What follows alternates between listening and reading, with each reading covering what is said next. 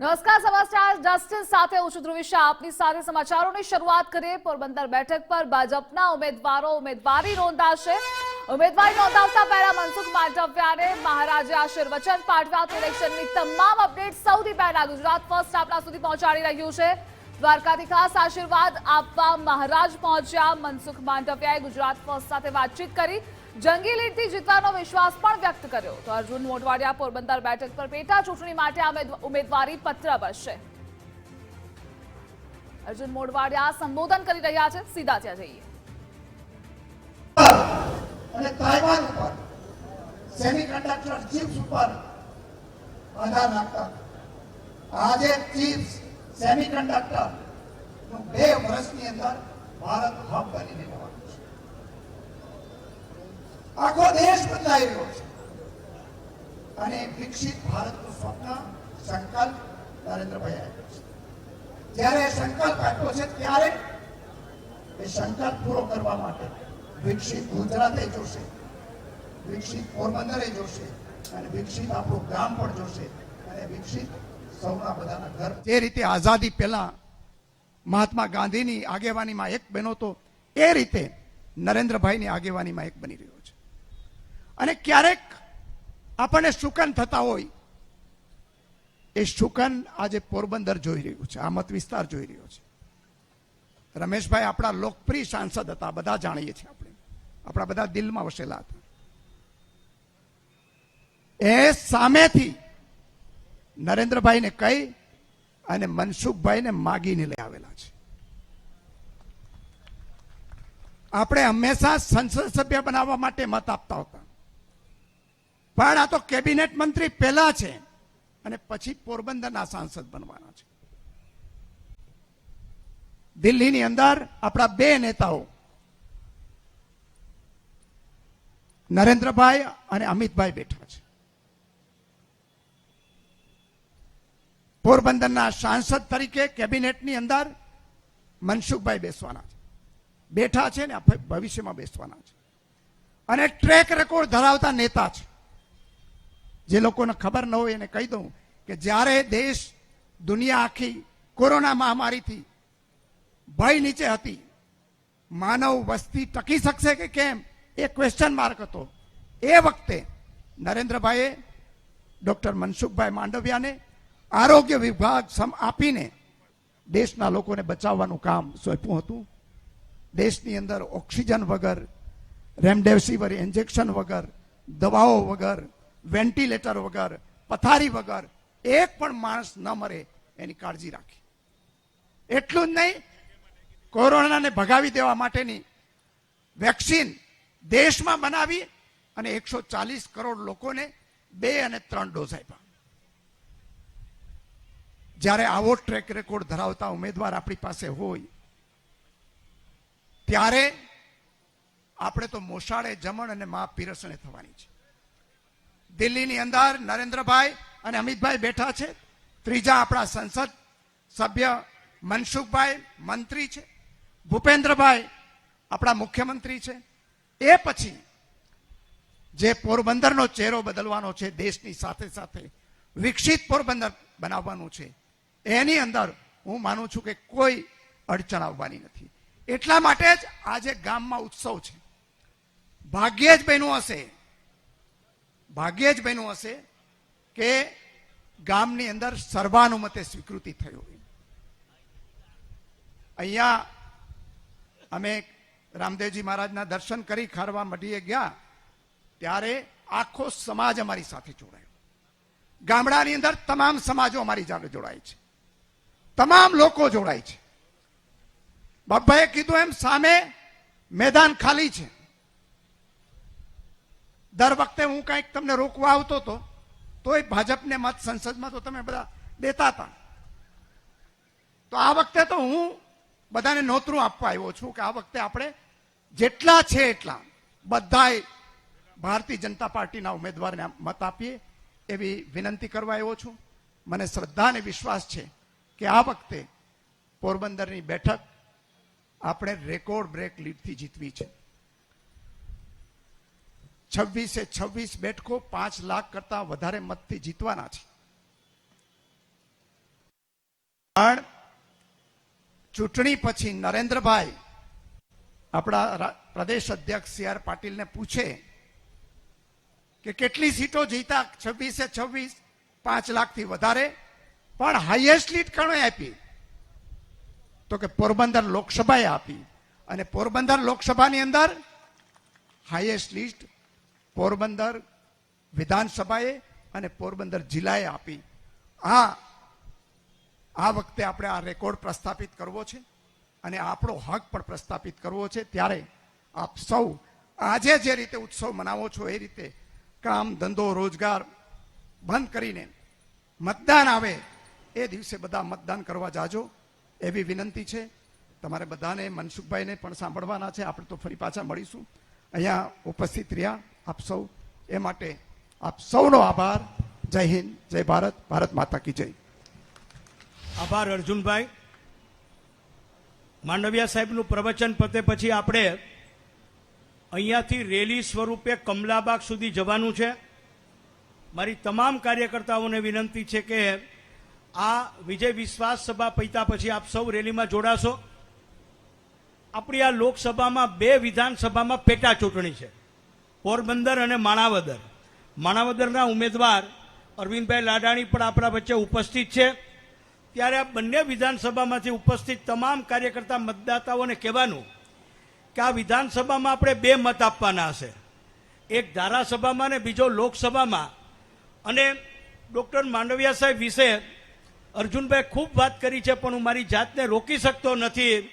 પરિમલભાઈ પણ અહીંયા છે આપણા વચ્ચે. ત્યારે મારે કહેવું છે કે દેશના કોરોના કપડાકાળમાં, કોરોનામાં વિશ્વ આખું જ્યારે મુશ્કેલીમાં હતું ત્યારે આ દેશે મોદી સાહેબના નેતૃત્વમાં કોરોનાની વેક્સિન શોધી હતી અને ભારતમાં 240 કરોડ ડોઝ કોરોનાના આપવામાં આપણી આ સરકાર સફળ રહી છે. મિત્રો, તમારું મન સરખામણી કરે એટલા માટે કહેવું છે કે અમેરિકાની વસ્તી 35 કરોડ છે. 35 કરોડ અમેરિકાની વસ્તી કરતા 7 ગણા ડોઝ ભારતમાં આપણે આપ્યા છે. એવા આરોગ્ય મંત્રી ડોક્ટર માંડવિયા સાહેબને હું વિનંતી કરીશ કે આપણને સૌને સંબોધન કરે. આદરણીય ડોક્ટર મનસુખભાઈ માંડવિયા.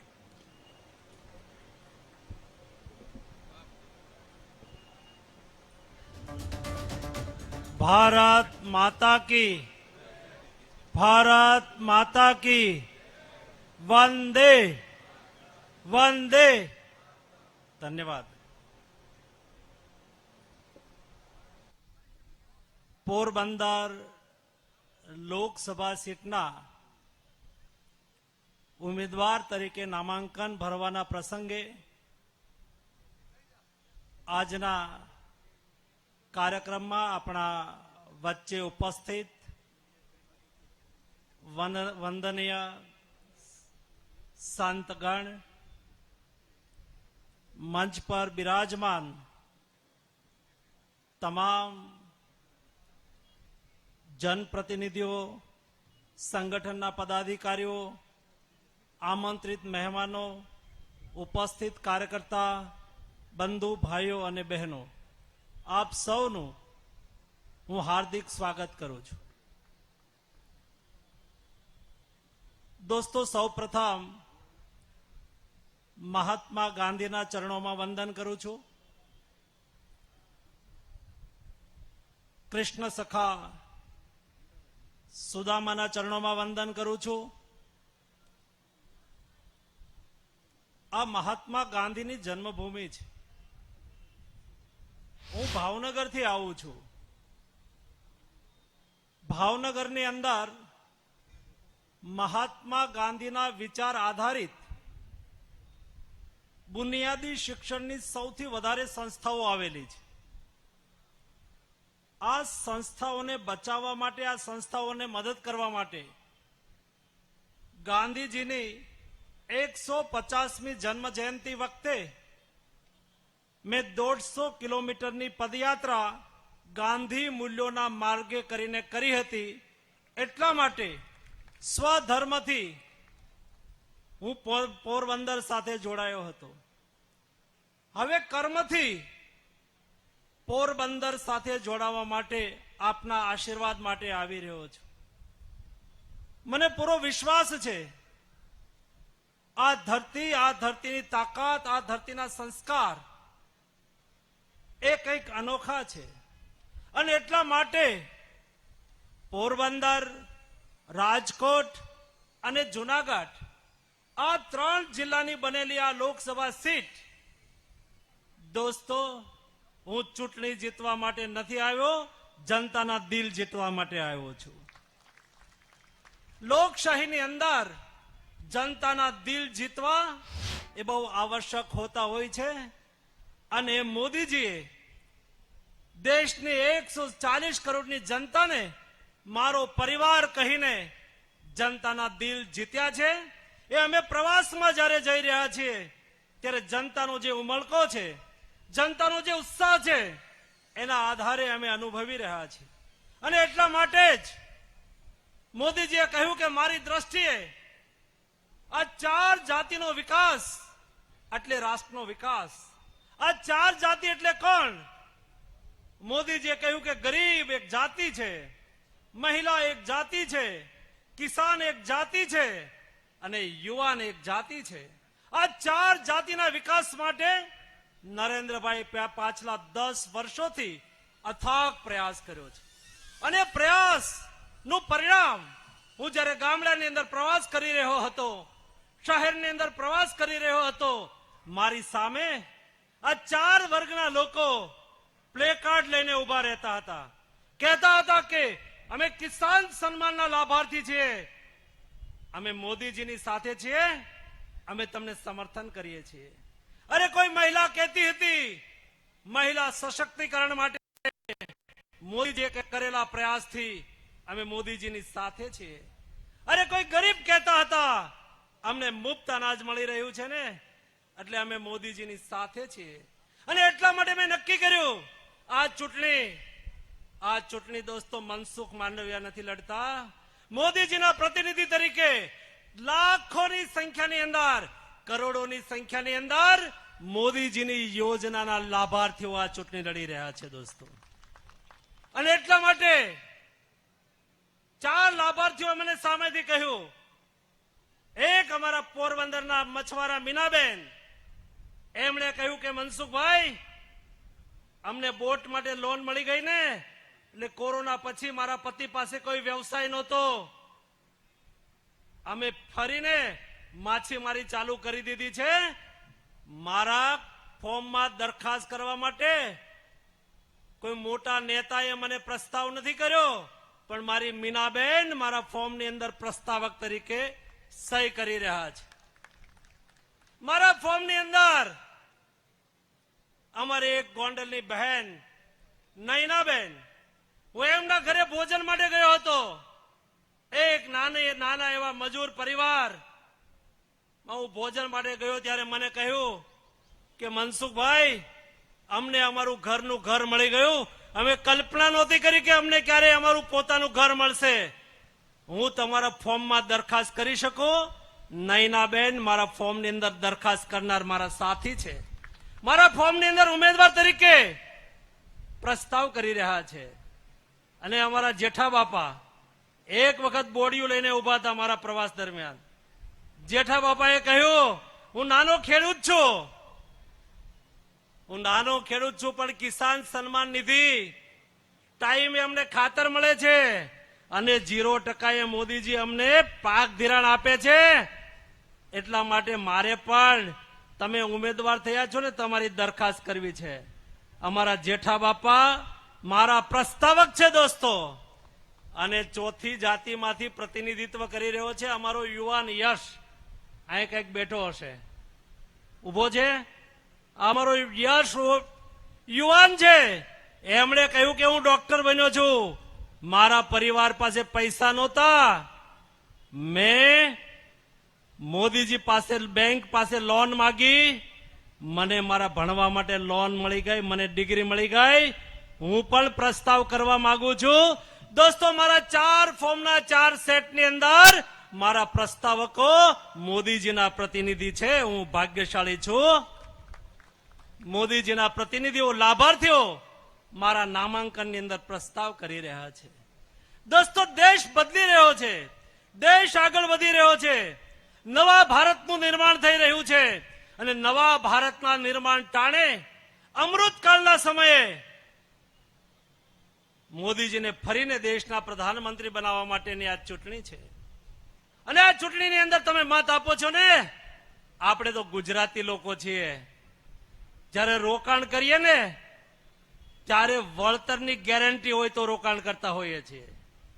તમે ભારતીય જનતા પાર્ટીને મત આપો છો ને, આપણે મોદીજીને વડાપ્રધાન બનાવીએ છીએ ને. દોસ્તો, એક મતનું કેટલું મૂલ્ય હોય છે આપણે ભલી ભાંતિ પાછલા 10 વર્ષની અંદર અનુભવી લીધું. આપણા એક એક મતથી ભારતીય જનતા પાર્ટીને બહુમતી મળી, મોદીજી દેશના પ્રધાનમંત્રી બન્યા. પાછલા 65 વર્ષની અંદર જે કામ થયા હતા, 65 વર્ષે દેશ જે હાઈટ પર નહોતો પહોંચ્યો એ 10 વર્ષની અંદર મોદીજીએ કરી બતાવ્યું છે. 10 વર્ષની અંદર મોદીજીએ દેશની અંદર બેસ્ટ ઇન્ફ્રાસ્ટ્રક્ચર આપ્યું, મહિલાઓને સન્માન આપ્યું, કોરોના જેવી ક્રાઇસિસમાંથી દેશને સફળ રીતે ઉગાર્યો, દેશની અંદર ચાલતી આતંકવાદી પ્રવૃત્તિઓ પર કઠોર ઘા કર્યો, દેશની સરહદોને સલામત કરી. દિવસ ઉગેને છાપાની અંદર આપણે ન્યૂઝ વાંચતા હતા, ભારત પાકિસ્તાન સરહદ ઉપર ગોળીબાર બંધ થઈ ગયો, દેશ સુરક્ષિત થયો. અંતરિક્ષની અંદર દેશની પહોંચ ચંદ્રયાન દ્વારા ચંદ્ર સુધી પહોંચી, મંગળ સુધી પહોંચવા જઈ રહી છે. વિશ્વની અંદર હિન્દુસ્તાનના પાસપોર્ટની તાકાત વધી, દેશનો નાગરિક વિદેશની અંદર જાય ત્યારે ગૌરવથી હું ભારતીય છું એવું કહી શકે એવી વિશ્વની અંદર ઇજ્જત બની. દેશનો ખેડૂત સન્માન સાથે જીવી શકે. ભારત સરકારના ખાતર મંત્રી તરીકે હું કહીશ, મારા ખેડૂતને ક્યારેય ખાતર માટે લાઈન નથી લગાવવી પડતી. આટલું નહીં, પણ કોરોના દરમિયાન પોર્ટ બંધ હતા, યુક્રેન રશિયાની લડાઈ થઈ, ખાતરના ભાવ વધી ગયા અને એક બેગ યુરિયાની કિંમત જ્યારે 4000 રૂપિયા થઈ ગઈ. મેં મોદીજીની પાસે જઈને માત્ર એટલું કહ્યું હતું, મોદીજી તમે મને 1.25 લાખ કરોડની સબસિડી આપી છે, એ તો 6 મહિનાની અંદર પૂરી થઈ ગઈ, મારે ખાતરના ભાવ વધારવા પડશે. ત્યારે તમે ને મેં જેને દેશના પ્રધાનમંત્રી બનાવ્યા છે એવા મોદીજીએ મને કહ્યું હતું, કિસાન એ અન્નદાતા છે, એના ઉપર ભારણ નહીં આવવું જોઈએ. અને દોસ્તો, એક બેગ પર સરકારે 3700 રૂપિયાની સબસિડી આપી. ડીએપીની એક બેગ 4100 રૂપિયાની, એક બેગ ઉપર 2500 રૂપિયાની સબસિડી આપી. દોસ્તો, ખેડૂતો પર ભારણ નહીં આવવા દીધું. 2,54,000 કરોડ રૂપિયા ગયા વર્ષે ભારત સરકારે કિસાનોની સબસિડીનું બિલ ભર્યું, પરંતુ કિસાન પર ભારણ નહીં આવ્યું. દોસ્તો, કિસાનોનું કલ્યાણ થયું, મહિલાઓનું સશક્તિકરણ થયું, યુવાઓને પોતાની ઓપોર્ચ્યુનિટી મળે. કોઈ યુવાનીઓ રિસર્ચ કરે, ઇનોવેશન કરે, અરે નવો ધંધો સ્થાપિત કરવાનો વિચાર કરે તો એને મુદ્રા યોજનામાંથી લોન મળે.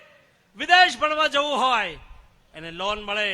ભારતની અંદર રિસર્ચ કરવું હોય તો એને તક પૂરી પાડવામાં આવે. યુવાનો કહે છે કે દેશ બદલી રહ્યો છે. દોસ્તો, વિદેશ જવાની ઘેલસા ઘટી રહી છે. વિદેશમાં દેશના યુવાનો ગયા છે ને, પાછા હિન્દુસ્તાનની અંદર પરત આવી રહ્યા છે. વિશ્વની અંદર દોસ્તો, હું થોડા સમય પહેલા વર્લ્ડ ઇકોનોમિક ફોરમની અંદર ભારતનું પ્રતિનિધિત્વ કરવા માટે ગયો હતો. અને વર્લ્ડ ઇકોનોમિક ફોરમ એક એવો ચોરાયો છે, એવો ચોતરો છે જે સ્વિટ્ઝરલેન્ડના દાવોસની અંદર દર વર્ષે જાન્યુઆરીમાં એક સપ્તાહ માટે લોકો ભેગા થાય. વિશ્વની મલ્ટીનેશનલ કંપનીના ડેલિગેશન આવે, વિશ્વની સરકારના ડેલિગેશન આવે, વિશ્વના ઇન્ટેલેક્ચ્યુઅલ લોકો આવે, સારા વિશ્વના મીડિયા ત્યાં હોય અને એ વખતે વિશ્વના નેતાઓ પરસ્પર મળતા હોય. અને મારે દુનિયામાં સૌથી વધારે ચેરિટી કરનાર બિલ ગેટ્સને મળવાનું થયું. સામાન્યતઃ તો એવું હતું કે વિદેશમાં અમે જઈએ ને આવા પ્લેટફોર્મ પર ત્યારે અમે એમની એપોઇન્ટમેન્ટ માંગતા હતા. પરંતુ મોદી યુગની અંદર પરિસ્થિતિ બદલી છે. દુનિયા ભારતના પ્રતિનિધિઓની એપોઇન્ટમેન્ટ માંગી રહ્યું છે. બિલ ગેટ્સ સાથે મારી મીટિંગ થઈ, એ મળવા માટે આવ્યા. આપણે ભારતીય છીએ, કોઈ મળવા આવે તો ઉભા થઈએ, હેન્ડશેક કરીએ, હાથ મિલાવીએ. હું ઉભો થઈને એમને મળવા માટે ગયો. એનું પહેલું સેન્ટેન્સ હતું, congratulate India, you have done good Covid management and vaccination drive. દુનિયાએ ભારતના કોવિડ મેનેજમેન્ટના લોહા માન્યા. ભારત કરી શકે છે દોસ્તો. અને એટલા માટે તમારા એક એક મતનું ઇન્વેસ્ટમેન્ટ, તમે કરેલું એક એક મતનું રોકાણ એ 5 વર્ષના વિકાસની ગેરંટી છે દોસ્તો. વળતર યુક્ત ગેરંટી એટલે મોદીજીને આપેલો એક મત. આ ચૂંટણીની અંદર મોદીજીને પુનઃ દેશના પ્રધાનમંત્રી બનાવવા માટે થઈને તમારા એક મતથી આપણે ચૂંટણી જીતીશું, ચૂંટણી લડીશું. તમારા એક એક મતથી ચૂંટણી લડીશું, જીતીશું ને જેટલી લીડ વધશે આટલો મોદીજીનો હોસલો વધશે. અને જેટલો મોદીજીનો હોસલો વધશે ને એ મોદીજીની શક્તિ દેશના વિકાસમાં કન્વર્ટ થશે, ડાયવર્ટ થશે, ઉપયોગી થશે. અને એટલા માટે આપ સૌને વિનંતી કરી રહ્યો છું કે આપણી વિધાનસભા પોરબંદરના ઉમેદવાર આપણા અર્જુનભાઈ અને માણાવદરમાંથી આપણા અરવિંદભાઈ લાડાણી લડી રહ્યા છે. અરવિંદભાઈ જરા ઉભા થજો, અર્જુનભાઈ જરા ઉભા થજો. આ બંને ઉમેદવાર દોસ્તો ક્યારે કોંગ્રેસ છોડીને ભારતીય જનતા પાર્ટીમાં આવ્યા હશે? મારે આ મંચ ઉપરથી કેટલીક વાતો નથી કહેવી. અને અહીં બેઠેલા કાર્યકર્તાને પણ મારી વિનંતી છે, જનતાને પણ મારી વિનંતી છે, આપણે કોઈના માટે કટુ વાત નથી કરવી. આપણે હકારાત્મક વાત, મોદીજીના 10 વર્ષની સિદ્ધિઓને લઈને જનતા જનાર્દનની વચ્ચે જવાનું છે. લોકોનો વિશ્વાસ સંપાદન કરવાનો છે. આપણે કર્યું છે, લોકોની વચ્ચે જઈને કહેવું છે. મને પૂરો ભરોસો છે કર્યું જેટલું છે ને, આ 10 વર્ષના કામના આધારે જનતા ભારતીય જનતા પાર્ટીની સાથે હોય એવો અમે અહેસાસ કર્યો છે. અર્જુનભાઈ જેવો નેતા એટલા વર્ષો સુધી કોંગ્રેસમાં હોય, એને લાગી આવ્યું, અને એટલા માટે લાગી આવ્યું કે જે વર્તન કોંગ્રેસમાં હોય, કોંગ્રેસના નેતાઓનું છે. હું અહીંથી બોલીશ તો એ મને ઉચિત નહીં લાગે, પરંતુ એમણે કેટલીક વાત કરી હતી. એટલા માટે આ બંને નેતાઓ કોંગ્રેસ છોડીને ભારતીય જનતા પાર્ટીમાં આવ્યા છે. ભારતીય જનતા પાર્ટીએ એમને કમળના નિશાન ઉપર ચૂંટણી લડવા માટેનો આદેશ આપ્યો છે. ત્યારે બંને ઉમેદવાર જંગી લીડથી જીતે, લોકસભા સીટની અંદર વિક્રમજનક લીડ મળે અને આપણે મોદીજીના ચરણોમાં એક કમળ પહોંચાડીએ, એ આપ સૌ પાસે વિનંતી. આપ સૌને અનેકાનેક શુભેચ્છાઓ. ધન્યવાદ. વધુ એક ઇલેક્શન બ્રેકિંગ સાથે